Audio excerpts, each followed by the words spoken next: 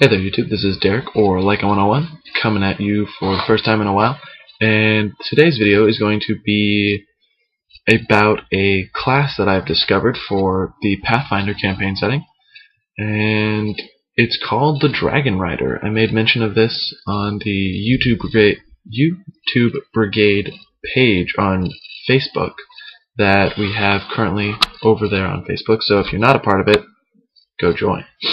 It's just another means for us here on the YouTube channel to get together and talk about ideas and things that we have for games. And the idea for running a Dragonrider came up, and that's what I'm currently running in one of the campaigns I'm a part of. And I figured I would take the time to talk a little bit about the class and where it comes from, and give you guys a brief overview of it and how I think it's going so far. So let's get right down to it.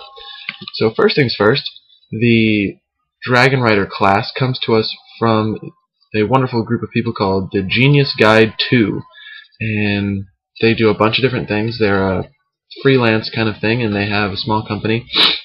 You can find this class on paizo.com. They have a bunch of other things. They have other classes like Witch Hunter, Godling, etc. These are full 1st to 20th level classes. So let's get right down to it and talk a little bit about what the Dragonrider is. The Dragonrider's role pretty much is sort of a ranged fighter class. His hit die is a D10, and he starts off with 5d6 times 10 gold. His skills include Climb, Craft, Diplomacy, Fly, Handle Animal, Intimidate, Knowledge Arcana, Knowledge Geography, Knowledge Nobility, Perception, Profession, Ride, and Spellcraft, with 2 plus his Intelligence modifier skill ranks per level. Just quickly go over some of his abilities. Bonded Dragon Steed at level 1. Low Light Vision, level 2. Level 3 has Resist Energy 5. 4 is Summon Steed once per day.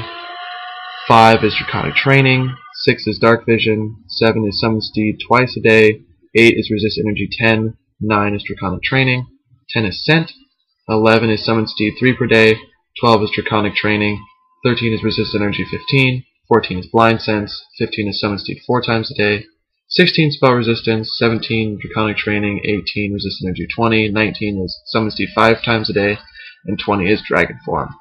Now he also makes use of a small variety of spells that I don't really want to cover. Just know that it's a small list where he only starts off with one first level spell at level 5. Now, what makes this class obviously most interesting and attractive is the fact that you are bonded to a dragon. If anybody's ever read the Aragon series, or the Inheritance Cycle, I suppose it's called now, it's basically like that mental bond with a dragon. You can determine your dragon steed. There's several different kinds. I'm going through the PDF right now. There are pretty much every kind of dragon that you can think of, minus the Imperial dragons that were just released in Bestiary 3 and Primal dragons from Bestiary 2. So we've got the classic chromatics, and so yeah, everything ranging from reds and blues all the way to whites, brass, silvers, etc. Now these all have starting level statistics, 8th level advancements, 16th level advancements. So I know what a lot of you are thinking is this class sounds, right off the bat, completely overpowered because you have a dragon. Now let me just say that it's not by pointing out that a blue dragon starting characteristics is size medium. So it's only big enough, just big enough to carry you as the rider with it. And I have my character sheet right here. Actually, I have 2 character sheets, one for me, one for my dragon. So just go over quickly about my character. So first things first, we are both, my dragon and myself, are level 6, and my character's name is Diagothalis, and my dragon's name is Straga. So keep in mind that a few of my stats for Straga are a bit special because of something my GM has done, but the base for everything else remains the same.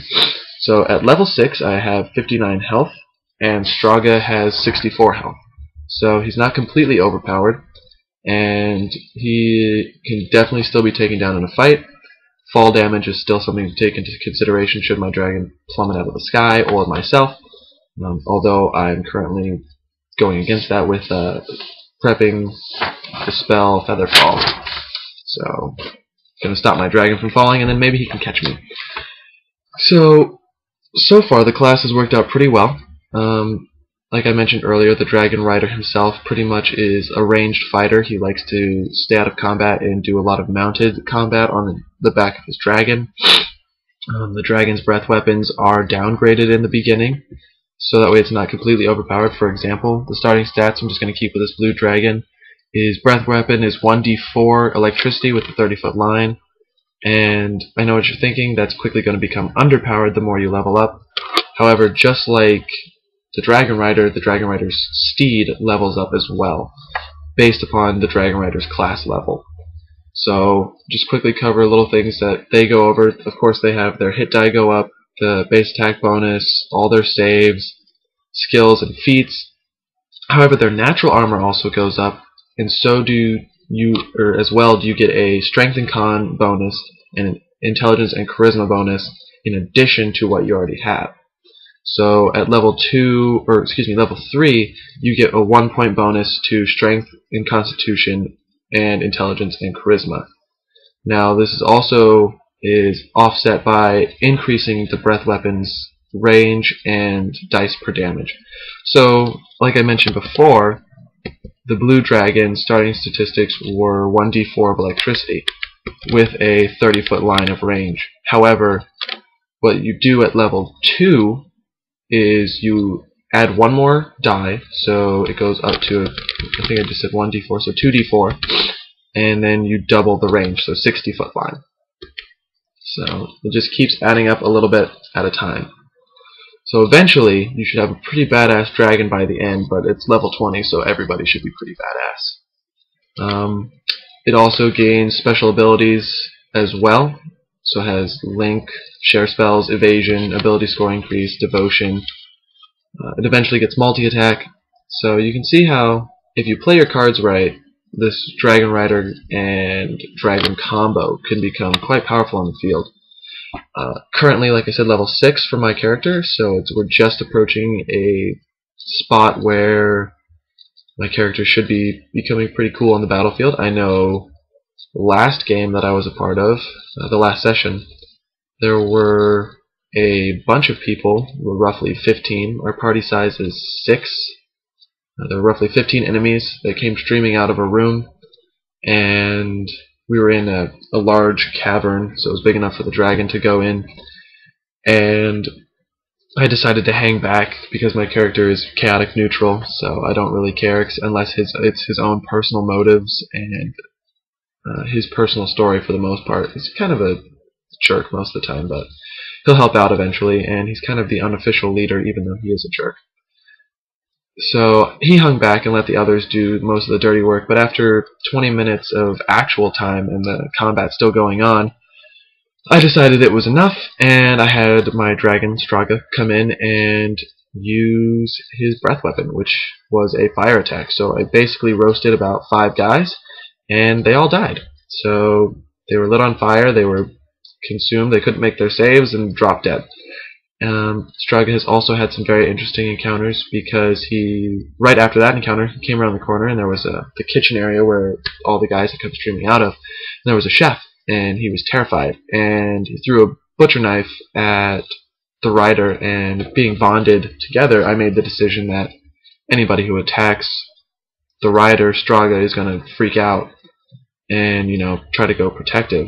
So Straga comes around the corner and does an intimidate check, natural 20, and the guy was already terrified, so my DM said, since the guy's already terrified in the corner, a dragon just came around, rolled a natural 20 on intimidate, the guy's heart explodes and he dies.